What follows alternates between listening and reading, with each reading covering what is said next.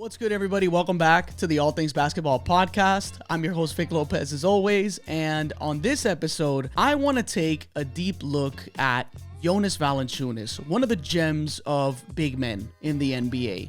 Very underrated, incredibly skilled, and just, frankly, just underappreciated, I think, amongst conversations when talking about big men in general.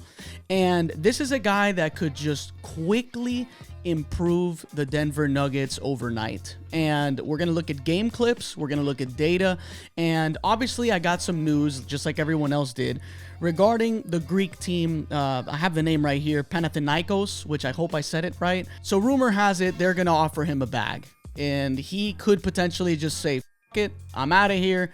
I'm going to go play where I get a bigger role and I have more opportunity, and I'm tired of just backing up all these guys that I feel like I'm better than." Right? Because Jonas Valančiūnas certainly carries himself with that type of mentality as like, I should be a starter in this league. Now, I personally think his best role at this stage is obviously coming off the bench, and he has been one of the best at it. Now, Jonas Valančiūnas possesses some very important skills that the Denver Nuggets could immediately improve with. And just looking at backup centers, and you know I like a good filter, and this is 50 or more games played off the bench from centers. 3 field goal attempts minimum. So keeping those things constant. He's second in points per game, he's second in field goal percentage, and he's number 1 in rebounds. The production that this guy puts together on a night-to-night basis with just the lesser focus on post-ups, on big men offense, it really is impressive. Let's look deeper at how good this guy really is. So, like the players that post up the most, right? This is a list, and there are no filters here. So you could clearly see it's Nurkic, it's Zubac, Bobby Portis. We got Jonas Valančiūnas with those 32 games played for the Sacramento Kings. Then we have Jokic, and then we have Jonas Valančiūnas, the better version of him, right? Just more usage, right? On the Washington Wizards, 49 games played. And you could also see the points per possession on the side. And you could just see how efficient this guy is posting up. Just a guy that has a ton of gravity because of his ability to score in the post. It causes a lot of help defense to collapse, and if he is surrounded by cutters and shooters, he is going to find them. Let's look at one of the biggest things that make Jonas Valančiūnas just such a plug and play big man. So we're specifically looking at assist clips, okay? These are just displaying his great decision making, his great passing ability out of the short roll and finding cutters.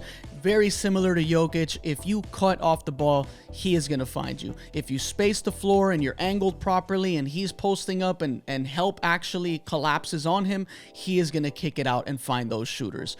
Just look at the quick decision making. When he catches it in the short roll, he keeps the ball up in the air. He doesn't waste dribbles. He doesn't waste any movement. He is looking before making the next decision, and he is elite at this kind of stuff. You can see just on some of these clips the interior gravity when teams are starting to dig at him and try to overhelp, and he just makes the kick out time and time again. Obviously, when you're surrounded by just really bad spacing in general on the Wizards, or even in some occasions with the Kings and some other teams he's made stops on, it's really hard for him to take advantage of making the right decision, right? Because teams will collapse, force kickouts to bad shooters, and all of a sudden he doesn't generate an assist. But this is a guy that if he was actually starting and the offense was like run through this guy, he could really rack up assists in a Sabonis kind of a way. So we talked about his decision making, his passing, just his vision out of the short roll, watching cutters and things like that. Let's also talk about what happens when he's in that short roll and the opposing defender is just dropping back, right? Because they're not worried about Jonas Valančiūnas at the 3-point line. But if they drop back too far, Jonas Valančiūnas has got some sweet touch in that short roll, kind of like free throw line extended area, elbow areas, like where he can shoot in the mid-range. He is knocking those shots down consistently enough to be a real threat. You could see all of these short roll catches, right? And what I like about him in these short roll catches, he keeps the ball up, right? Like in a position where it's in his shooting pocket, it's in his window where he can get the shot off normally, right? So it doesn't really change his mechanics when he keeps the ball up in the air like that. And he uses ball fakes. He's manipulating the help defense that are guarding the cutters because they know this guy is such a good passer. The guy in front of him is worried about him shot faking, so they could also kind of show. And Jonas Valančiūnas, if he's around the free throw line area, he is not afraid to put that ball down and get to the basket. So this is a very multi-skilled player, right? Like he can put the ball down, he can post you up, he can see the floor, he can turn his back to the basket, he's got fadeaway shots, he can catch and shoot. This is a very capable big man coming off the bench. And I think it would be very, very sad for the Denver Nuggets to see him go. Now, I'm going to talk about something that Jonas Valančiūnas does very frequently, and it's something that we saw, if you paid attention to that finals specifically, with OKC and the Indiana Pacers. The OKC Thunder, they love flipping screens in transition. This helps just keep the on-ball defender in a very confusing scenario where he doesn't know what direction the screen is really coming from. It causes a lot of confusion from the backline help defender that's letting them know, hey, it's left, or he's letting them know, hey, it's right. They don't really know what direction the screen is coming from when it gets flipped. It's something that the Boston Celtics will typically do with like a Luke Cornett, right, where he'll come and he'll just flip a screen, and people call that a Verjao screen. Basically, it's like when you're coming up and you're acting like you're going to set it one way, and then last minute you flip it, and then the on-ball defender has to do also a good job of kind of selling one way and then coming back the other way and running them into that wall.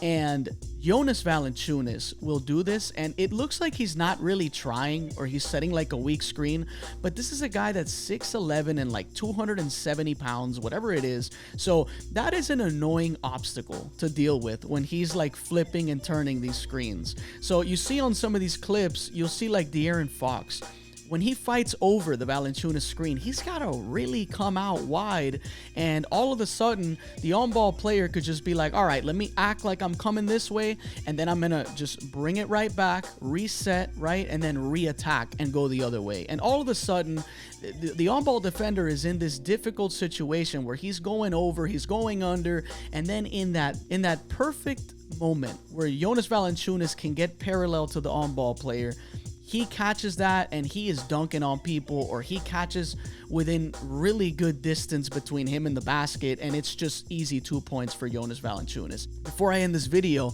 I should mention that there is a guy that they have on their bench that wasn't able to play last year. I was actually very excited when he got drafted. I think he was the 22nd pick. I don't have that in my notes, and it was DaRon Holmes, which I hope I'm saying his name right.